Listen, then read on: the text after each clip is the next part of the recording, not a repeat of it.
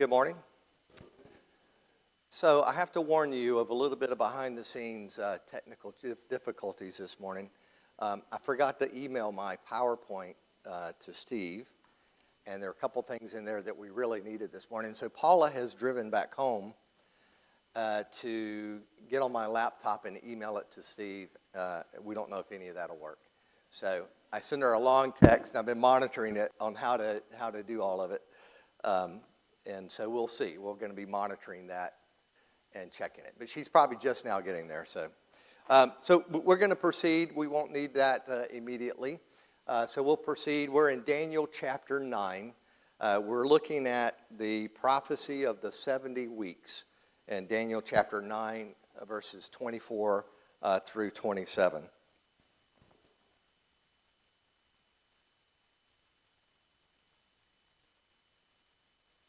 Yeah, so there's going to be technical difficulties. I just got a text and it didn't look good. So anyway, the prophecy of the 70 weeks in the book of Daniel is one of the more challenging passages in the Scripture. And by challenging, I mean there are so many different points of view on it. So what I'm simply trying to do is lay out what I think is the most clear understanding of this passage. And we're trying to do that methodically. So we're spending a lot of time on this particular passage. We already looked in chapter 9 at the prayer of Daniel, and we've really looked at it twice in two different ways. One from a personal standpoint, what Daniel's prayer life was and what it was to him, and a very practical lesson for us. And then last week we looked at Daniel's prayer as a prayer of the covenant, that he is following the pattern of Leviticus chapter 26 in acknowledging God's righteous judgment, praying for and confessing the sins of the nation, and then calling for God to remember the covenant once again and to remember his people and restore them to the land. All of that is straight from Leviticus chapter 26. We also noted that Daniel, in his prayer, in the only instance of referring to God as Yahweh, which was the covenant name for God. Now, the reason I spent so much time pointing that out is so that we would understand that when Gabriel comes to Daniel in chapter 9 and verse 20, and he comes in swift flight, and he tells Daniel, your prayer was heard, and before you were finished praying, I was told to come here because you are greatly loved. And he says, I have come here to give you insight and understanding. Well, in this particular passage, Daniel hasn't asked a question. Really. He hasn't said, I don't understand this, explain it to me. He hasn't said that. So Gabriel comes and says, I'm going to give you insight and understanding. About what? And that's the reason I have emphasized that Daniel's prayer was in reference to the covenant. And so what I would suggest then, and I suggested last week, is that this vision or this explanation, this prophecy of the 70 weeks, which Gabriel comes and provides to Daniel in order to give him insight and understanding. He has given him insight and understanding about the covenant and the conclusion of the covenant. And I think that's very instructive as we're trying to understand what this prophecy is about. So it's about the covenant. In fact, he says in verse 24, 70 weeks have been decreed for your people and your holy city. So this vision or this prophecy relates to Daniel and his people in the holy city, which is Jerusalem, right? So as we look at this prophecy, we should keep reminding ourselves of the significance of the context of the covenant and of the significance of the fact that this is about Daniel, his people, and his city, Jerusalem, right? That's very important. There are a lot of different explanations about this passage, and it gets very confusing. And one of the most common confusing aspects of this is people who want to interpret this passage as having a future meaning, a future fulfillment, meaning future yet. Of course, it was a future fulfillment to Daniel, but it is yet still a future fulfillment to us. There's a 70 weeks, and the weeks in the passage are broken down to 7, 62, and 1. So you got 7 and 62 are 69 weeks, and then there's a final week. There's not that much disagreement generally that the 69 weeks are leading us to Christ. You can't really disagree with that because the passage says it. But the disagreement comes in with relation to this final week, the 70th week. What is that talking about? And so those who want there to be a future fulfillment or see a future fulfillment in this passage will look at that 70th week and say between the 69th and 70th week there is a gap of time in which we are living, and that the 70th week is still to be fulfilled. And I'm going to make the case this week, and finally we'll wrap up this prophecy next week, that this prophecy is fulfilled in its entirety. And whatever future indications it has in the form of a type, of a foreshadowing. When we look through the book of Revelation, with Mark teaching the book of Revelation, Mark was arguing that the book of Revelation was about things that have already occurred, that it was about the church and its persecution under the Roman Empire, and particularly under Domitian, and that it is a fulfillment. And the story of Revelation is a story of a victorious kingdom of God, a victorious church of God, which overcame the persecution of Rome. Well, that makes a lot of sense in the context of Daniel, because Daniel, as we've already seen in chapter 2 and chapter 7, portrays the prophetic timeline as these four empires. And he goes through and he names three of the empires in the course of reviewing these things. The fourth one was left unnamed, but the fourth empire in succession of these other three was Rome. So it makes sense that the book of Revelation is very occupied. Is that the new one? Oh, wow.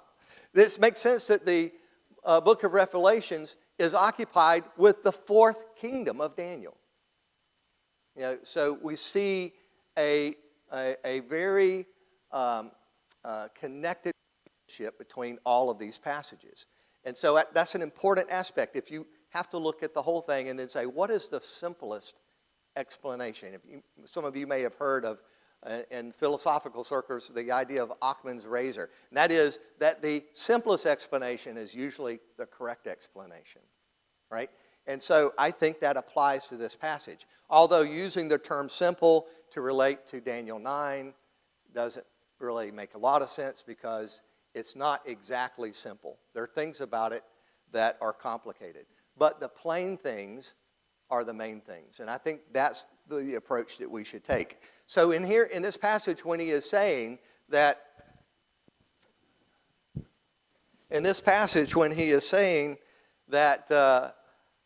when I'm saying that it's about the covenant, that is like a guiding rod. How does this pertain to the covenant? What covenant are we talking about? Last week we talked about two covenants. The covenant with Abraham, Isaac, and Jacob, that in their seed all nations of the world, or of the earth, would be blessed. All families of the earth would be blessed. That is, the promise of salvation would come through their seed.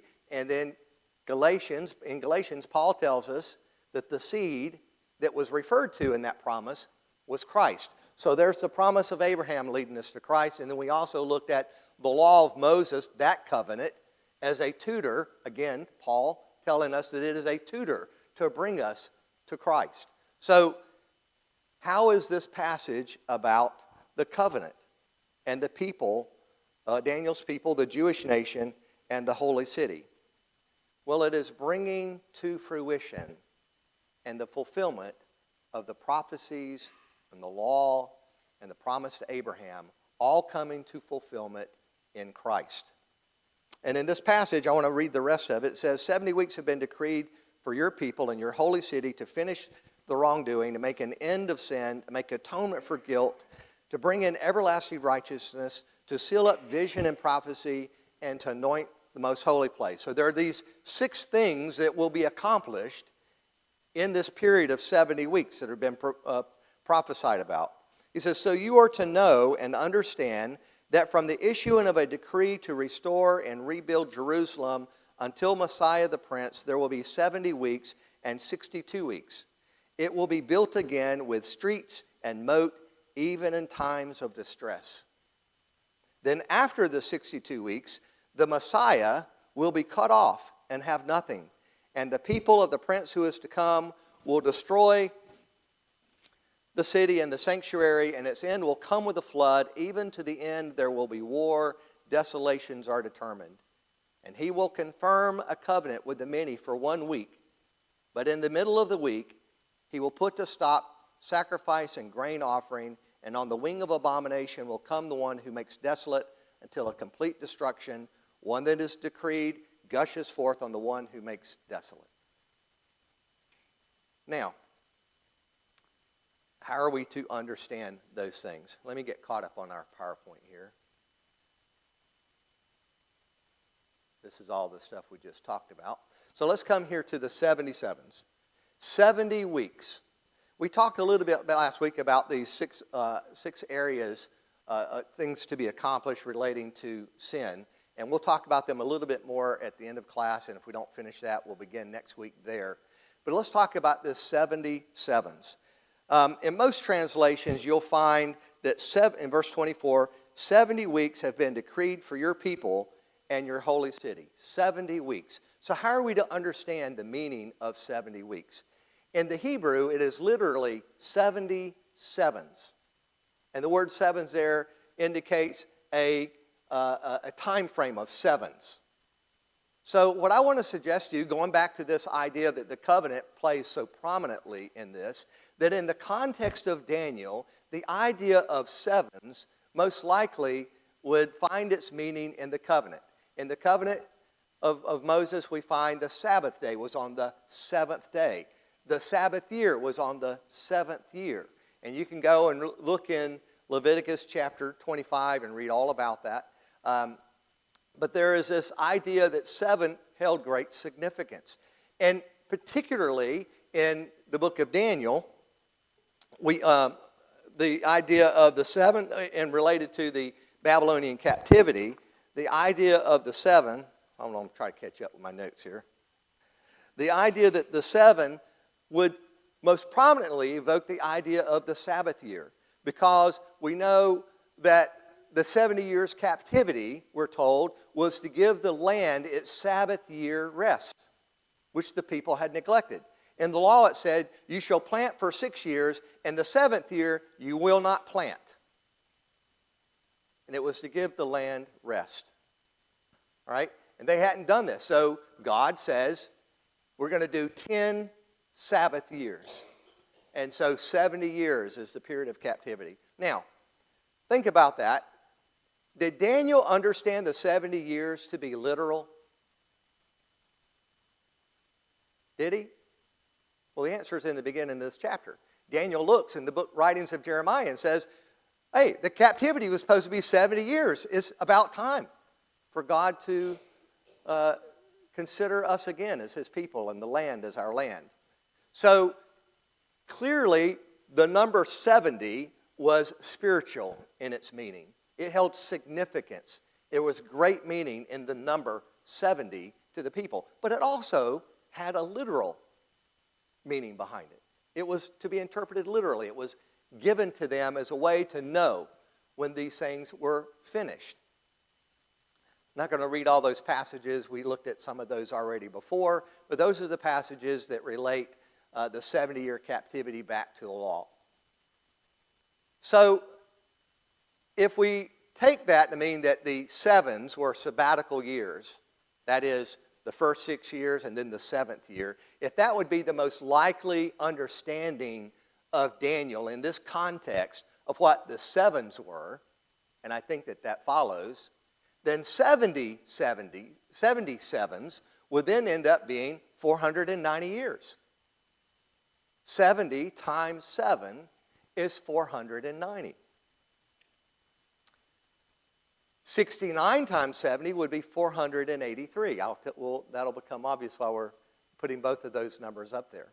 So what I'm going to say is that the 77s are literal years with a clear spiritual significance.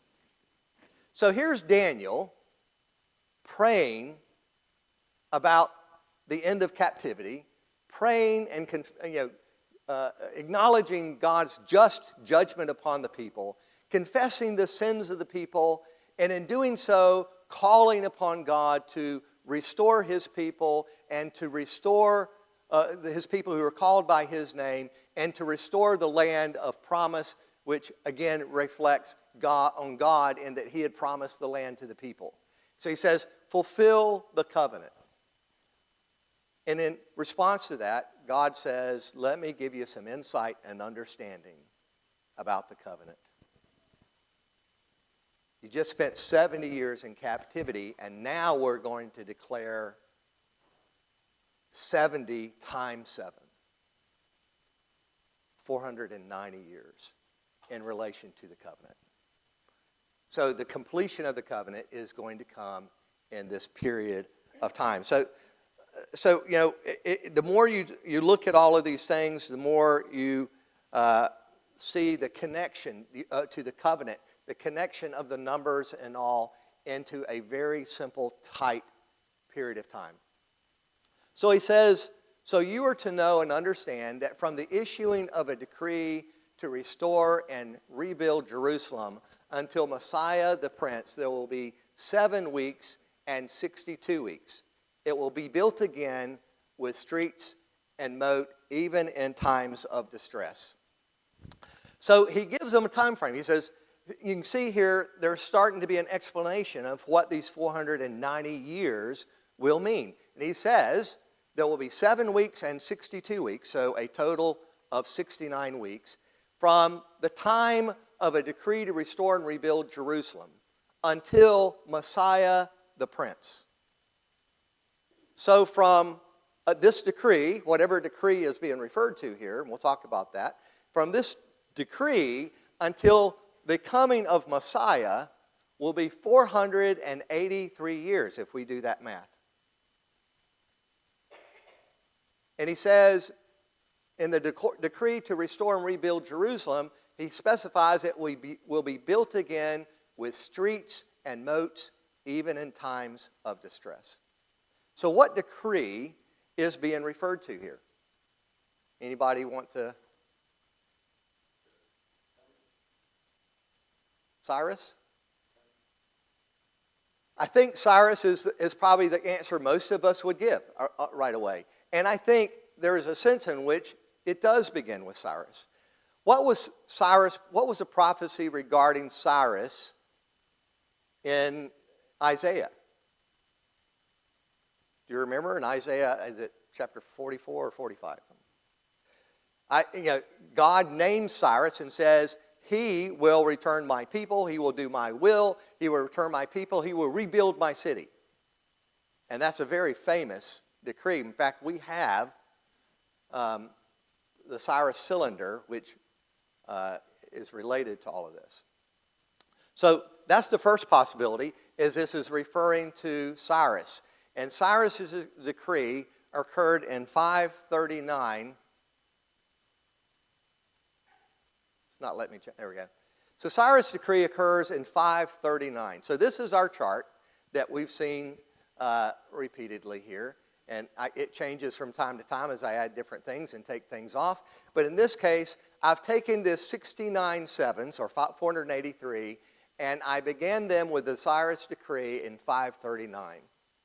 And if you do that math, 483 years later, you're at the year 56 BC. Well, what happens in 56 BC?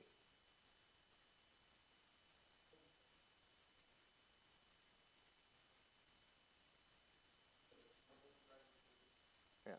I'm going to say nothing. I'm going to say nothing. Because you're right. That is a period of time when you begin to see the rise of Rome. This is the period of time, I believe, just after Julius Caesar. Rome is certainly on the rise. But what happens to the Jews in 56 BC? It's just another day.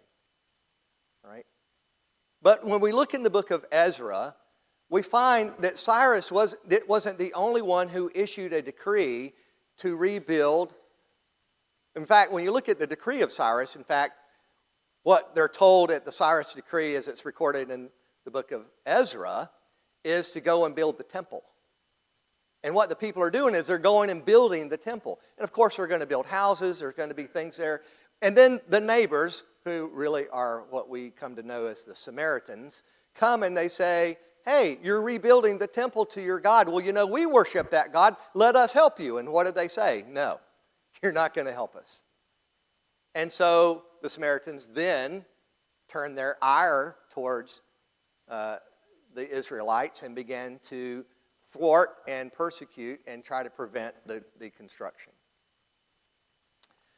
Well, there's a second, in Ezra chapter 7, verse 11, there's a second decree that is meant to rebuild, and specifically told to rebuild the city. Not only that the temple should be completed, but the city itself should be completed. In fact, it's interesting reading, and I really wish we had time to go through some of that.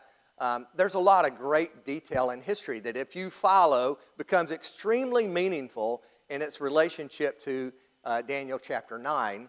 But you see Ezra returns and meets with Artaxerxes and explains the situation. And Artaxerxes, and I've skipped over the part where there's complaints go up, and in the complaints there's an order to stop everything, and then their research, and they find the decree of Cyrus and realize that Cyrus, in an irrevocable decree, said to build it. So now they're back on the side of building. But in Ezra chapter 7, Artaxerxes makes a decree, gives it to Ezra. Ezra returns, and the instructions are that the city will be rebuilt. Even though it has a history of dominance in the region, a history of rebellion against foreign kings, he says it's going to be built. And so God's plan is being carried out. And if you look in the preceding chapter, in chapter 6, there is a reference to the decree of Cyrus, Darius, and Artaxerxes. The decree singular. So I would suggest that if we're looking for the decree, it is a composite of all of these things. So Cyrus is significant, and that it began with Cyrus. But where do we start marking time? Well, if we go to the decree of Ezra, which was likely in 458, and we apply the 483 years from that decree, and we have remarkable accuracy on these dates. There are a lot of people who claim to know the month and the day of some of these years. The challenge, you see I have at the very bottom left, dates are approximate. That's because calendars were changing. Different parts of the world use different calendars, and the calendars actually changed. The Jewish calendar had 360 days in it. Our calendar has 365 days in it. Who started the 365-day calendar? Anybody know? The Romans. The Romans. And of course, the thing that most is ironic, just getting off a little sidetracked here, but if you look where I've got the birth of Christ on here, and I've got 4 to 2 BC, and you're like, what? But the whole calendar is based on Christ being at 0. Well, that's because long after all that dating period started, we discovered there were mistakes made. And so without going into explanations of all that, we now think that Christ on the calendar as we look at it today was really in somewhere between 4 and 2 BC is his birth, which means 33 AD probably isn't the date of his crucifixion, but it is rather probably a year, 2, 3, 4 years before that, right? Doesn't change anything about the story of Jesus. Just means we messed up the calendar long ago. But we've already got all these years recorded, so we're staying with them, right? So if you'll notice here, if we say the decree in Ezra 7, which fits in every way this prophecy and what it says, in fact, it fits it better than the simple Cyrus decree of rebuilding the temple. If we look at that date, look where 483 years ends up. 26 AD. One of the most likely dates for the beginning of the ministry of Jesus. Now, there are plenty of people who will go much further than this, who will very tediously look at all of these different possibilities, finding dates, finding months and years. There are those who believe that they have measure this 483 years down to the day, and it lands on the day that Jesus rode in Jerusalem on a donkey. There are others who calculate it down to the day, and they come to the day of Jesus' baptism. There are others who calculate the day, and et cetera, et cetera. But there are variables in every one of these attempts to date this. And so what I'm going to say is, I don't think any of that matters. This is what matters. What do we often associate with the first century in terms of the Messiah? We talk about it all the time. Messianic expectation. That at the time of Christ, there were increased, tremendous, everyone was looking for the Messiah. Why? Because of this passage. When men came from the east looking for the king, why were they coming? And by the way, I don't think, there's nothing in the text that would indicate that those kings came thinking it's on this day. Maybe that was the case. But certainly they understood that this was the time. That this promised one, this Messiah, this anointed one is coming, and we have come to look for him. Well, where did they come from? We've already talked about this briefly. Well, they came from the east. And I want to suggest to you that they came as a result of Daniel's legacy, as a result of Daniel's teaching. So when I say that these years are symbolic, they are symbolic. They are symbolic in that the number chosen. Could God have made the Babylonian captivity any length of time he wanted it? Could he have made it 150 years? Could he have made it 40 years? He did. But he made it 70 years to send a message. And could he have brought Christ at any time in history? Yes. But he brought him in 490 years, or in 483 years, sabbatical year, increments of sabbatical years to send a message. And that message is that he is fulfilling the covenants. That he is completing that which had been promised. And it is 70 sevens that all these things will be done in. If you look at church history, if you look at early church fathers, early writers, Christian writers, you will find that this is the predominant interpretation of Daniel, almost the exclusive. There are some very, very rare examples of some opposing interpretations of this passage, but overwhelmingly, this passage was understood this way. In fact, what you find in the writings of the early church fathers is this passage, thank you, this passage, everybody clap for Paula, she saved me. So in this passage, in this passage, you have the greatest argument for Christ as the Messiah. The second part of that, of course, the things that were to be accomplished, these 6 things that were to be accomplished, which clearly any kindergartner who sat through Bible classes understands that when you read those 6 things, who are they talking about? Who is the only person we know that could accomplish those things? Jesus Christ. And his presence on the earth was doing those things, accomplishing those things. But here we have the dates also pointing to the time of Christ. Not just generally, but very precisely pointing to the time of Christ. So these church fathers, what did they do when they argued to the rabbis of their day? They pointed to this passage as a proof that Jesus was the Messiah. Who else could it be? And if it wasn't Jesus, who else was it that was in this time frame doing these things? To which there is no answer. If Daniel said he's coming in 483 years, he will accomplish his work in 490 years. Who else came? Who else was here? Of all the pretenders to the throne, which one do you pick? Which one accomplished the 6 things that are listed here in this prophecy? And the answer is no one. So either Jesus is the Messiah or no one is, because no one else fits this prophecy. So when you look at this timeline in this context, it is pretty remarkable to me. And I'm very reluctant. Like I said, I don't get into all the wrestling, the months and the days, and trying to figure out did it happen. I mean, there are people who've think they have that worked out, and I look at those things and I always say that's possible. That could be exactly right. And of course, it would be thrilling if that's exactly right. But we should be careful for us not to let what seems thrilling turn something into truth. There are a lot of things that would be thrilling that just aren't true, right?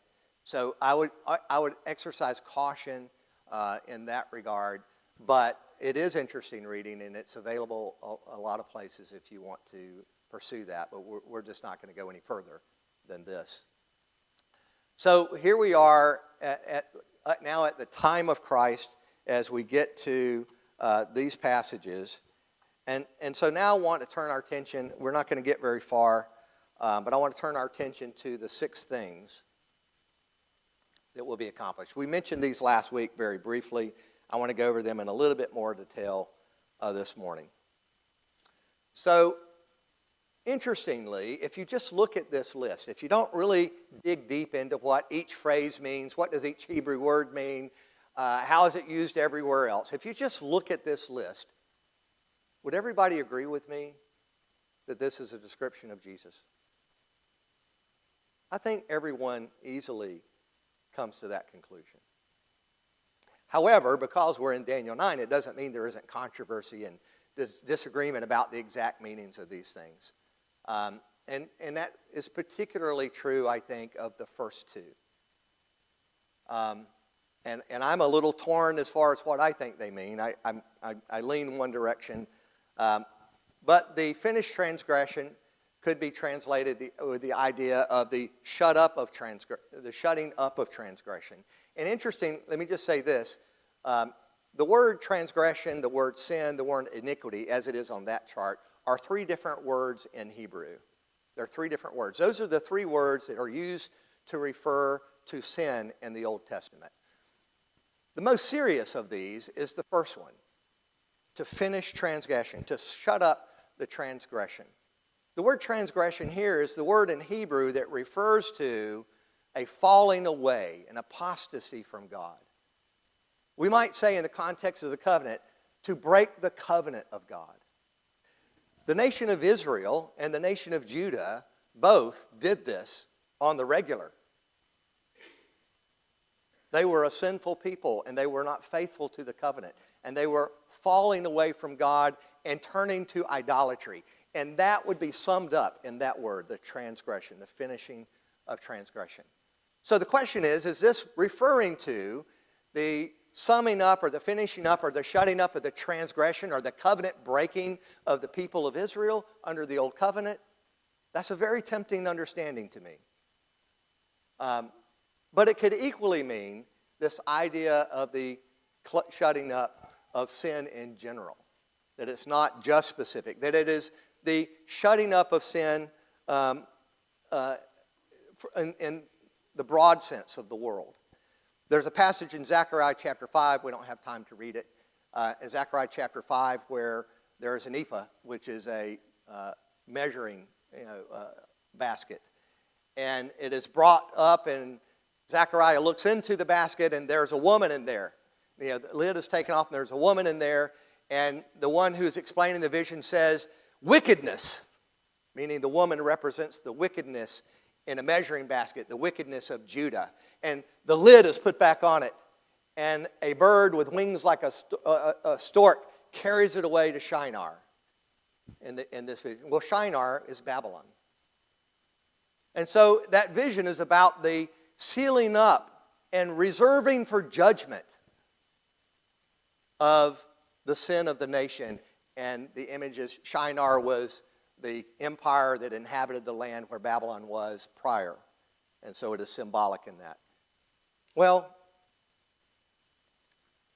I think these first 2, the finishing up of transgression and the making of end of sin, are related in that sense. That It is the idea of preserving sin for judgment. Or it is the idea of pushing sin back, stopping sin. We'll begin right there. We're going to conclude that, and we'll go through the rest of this list next week. But then we're going to look at the other week, the 7th week of the prophecy of Daniel. And if you want something to read, because I'm not very good at giving that kind of information out, and I should do that better. But the 7th week in this prophecy, and then read Matthew 23 and Matthew 24 in relation to that study. And we'll be covering that next week. Thank you. Son of my soul, thou Savior dear, it is not night if thou be near. O may no earth-born cloud arise to hide thee from thy servant.